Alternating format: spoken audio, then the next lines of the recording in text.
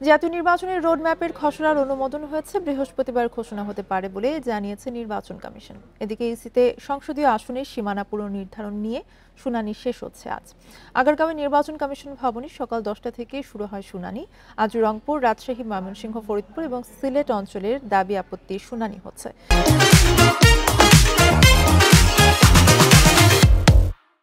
এর আগে মঙ্গলবার মানিকগঞ্জ, মুন্সিগঞ্জ, গাজীপুর, নরসিংদী ও নারায়ণগঞ্জের 14টি আসনে শুনানি হয়।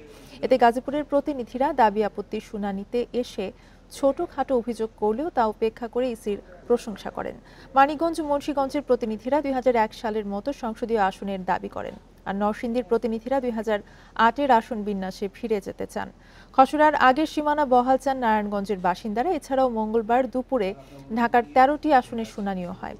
এদিকে গত রোববার ব্রাহ্মণবাড়িয়া 2 ও 3 আসনের শুনানিতে হাতাহাতি ও হট্টগোলের ঘটনা ঘটে। এই ঘটনায় শেরেবাংলা নগর থানায় সাধারণ ডায়েরি করেছে নির্বাচন কমিশন।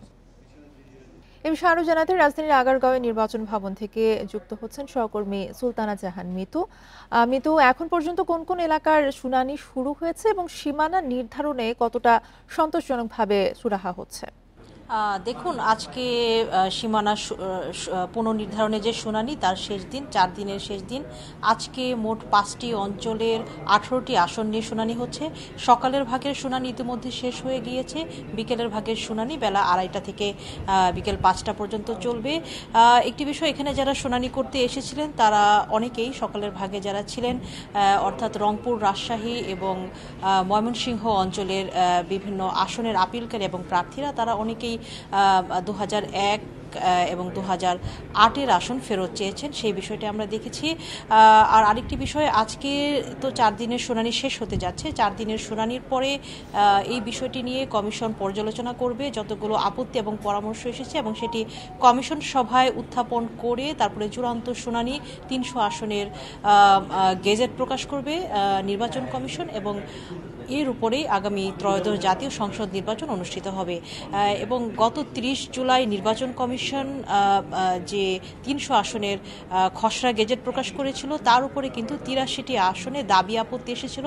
সেই 83টি আসনেই এখন শুনানি চলছে।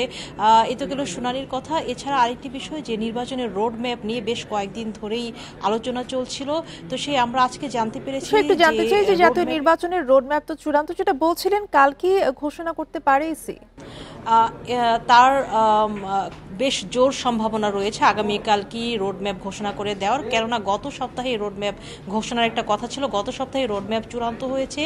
আজ পর্যন্ত রোডম্যাপের অনুমোদন মিলেছে এবং নির্বাচন কমিশনের সকল সদস্য সেটাতে অনুমোদন দিয়েছেন। এখন শুধু ঘোষণার অপেক্ষা। আমরা সবশেষ খবর নিয়েছিলাম যে রোডম্যাপটি এখন কম্পোজ করার কাজ চলছে, সেই কাজটি চলছে। ধারণা করছি আগামীকাল সকালের দিকেই এই রোডম্যাপটি ঘোষণা হবে। এখন পর্যন্ত এই ছিল সবশেষ।